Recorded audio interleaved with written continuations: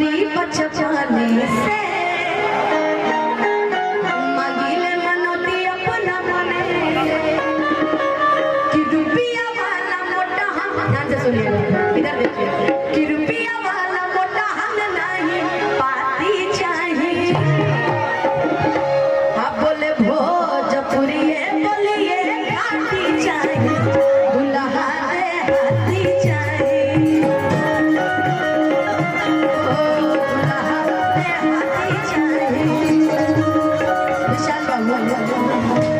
कुछ बोल रहे हैं।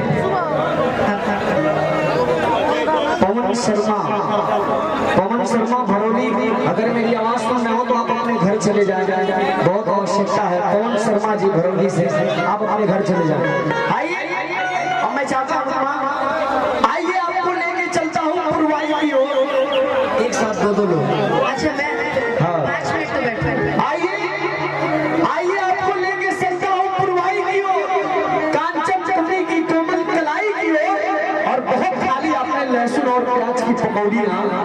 आइए आपको लेके चलता हूँ रसमलाई की ओर। है कि नहीं?